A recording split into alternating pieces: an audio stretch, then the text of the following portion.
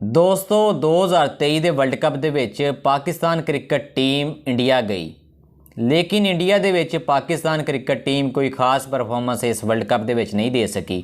ਲੇਕਿਨ ਪਾਕਿਸਤਾਨੀ ਆਵਾਮ ਨੂੰ ਬਾਬਰ ਆਜ਼ਮ ਤੋਂ ਬਹੁਤ ਜ਼ਿਆਦਾ ਉਮੀਦ ਸੀ ਕਿ ਇਸ ਵਰਲਡ ਕੱਪ ਨੂੰ ਬਾਬਰ ਆਜ਼ਮ ਇੰਡੀਆ ਕੋਲੋਂ ਜਿੱਤ ਕੇ ਲੈ ਕੇ ਆਉਣਗੇ। ਲੇਕਿਨ ਵਰਲਡ ਕੱਪ ਦੇ ਵਿੱਚ ਪਾਕਿਸਤਾਨ ਕ੍ਰਿਕਟ ਟੀਮ ਦੀ ਬੁਰੀ ਪਰਫਾਰਮੈਂਸ ਦੀ ਵਜ੍ਹਾ ਤੋਂ ਪਾਕਿਸਤਾਨ ਕ੍ਰਿਕਟ ਟੀਮ ਜਦੋਂ ਵਾਪਸ ਪਾਕਿਸਤਾਨ ਆਈ तो पाकिस्तान क्रिकेट बोर्ड ने सब तो पहला जिहड़ा काम किया वो ये किया कि बाबर आजम के कोलों क्रिकेट के तीनों फॉर्मेट के विचों कप्तानी वापस लै ली।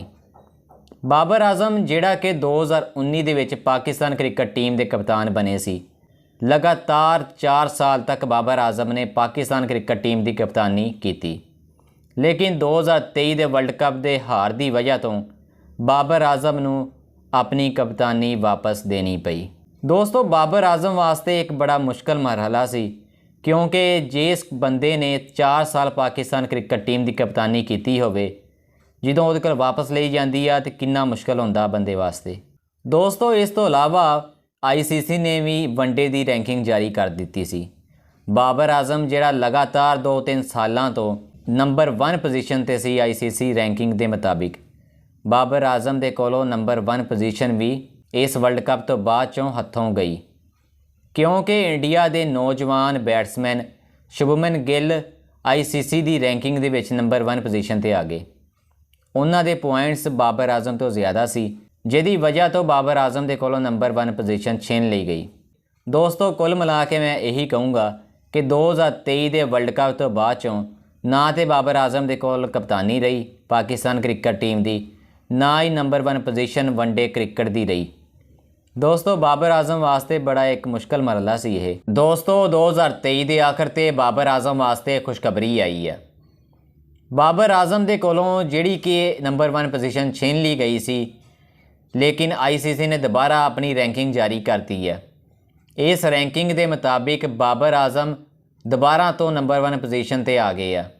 इंडिया का बैट्समैन शुभमन गिल जिन्हें बाबर आजम के कोलों नंबर 1 पोजीशन खो ली सी, वो दोबारा तो नंबर 2 पोजीशन पर आ गया वा। हुण दोस्तों ICC की रैंकिंग के मुताबिक बाबर आजम के कोल 824 पॉइंट्स आ, शुभमन गिल के कोल 810 पॉइंट आ। लेकिन बाबर आजम ने देख लो दोस्तों कोई मैच भी नहीं खेलिया, लेकिन फिर ICC ने उन्होंने नंबर 1 पोजीशन पर लिया के खड़ा करता वा। दोस्तों तुहानूं ये बड़ी गल सुन के हैरत हुई होगी कि बाबर आजम ने कोई मैच भी नहीं खेलिया उस तो बाद चों, लेकिन फिर वो नंबर 1 पोजीशन पर आ गया वा। दोस्तों वजह दरअसल ये आ कि इंडिया का जिहड़ा शुभमन गिल बैट्समैन सी जिहड़ा कि नंबर 1 पोजीशन पर सी। दोस्तों इंडिया की टीम साउथ अफ्रीका गई आ, लेकिन वो इंडिया की टीम के नाल नहीं गया साउथ अफ्रीका। अगर वो इंडिया की टीम के नाल साउथ अफ्रीका जाता, उत्थे कोई मैच खेलता, अच्छी परफॉर्मेंस देंदा, कोई रनस बनाउंदा, तो शायद वो नंबर 1 पोजीशन अपनी बरकरार रखता। इस तो इलावा 2023 के वर्ल्ड कप विच सैमीफाइनल तक तो शुभमन गिल सही चलता रहा, वह बल्ला चलता रहा, लेकिन 2023 के फाइनल के विच शुभमन गिल कोई खास परफॉर्मेंस नहीं दे सकिया, जिहदी वजह तो दोस्तों वही रैंकिंग के विच कोई फर्क आया वा। लेकिन दोस्तों अगर 2023 के वर्ल्ड कप के फाइनल के विच अगर शुभमन गिल ज़्यादा रनस बनाउंदा या साउथ अफ्रीका जाके रनस बनाउंदा तो शायद वही नंबर 1 पोजीशन ना जाती। लेकिन ICC ने अपनी रैंकिंग जारी की, जिहदी वजह तो शुभमन गिल नूं हुण नंबर 2 पोजीशन दे दी है।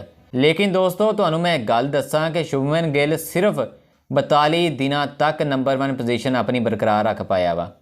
लेकिन पाकिस्तान क्रिकेट टीम के साबक कप्तान बाबर आजम जिहड़े सी ना, उन्होंने नंबर 1 पोजीशन तकरीबन 900 दिनों तक बरकरार रखी सी। लेकिन दोस्तों देखो कि शुभमन गिल सिर्फ 42 दिनों वास्ते अपनी नंबर 1 पोजीशन बरकरार रख पाया। दोस्तों शुभमन गिल नूं ये कहा जाता वा कि ये आने वाले वक्त का विराट कोहली आ।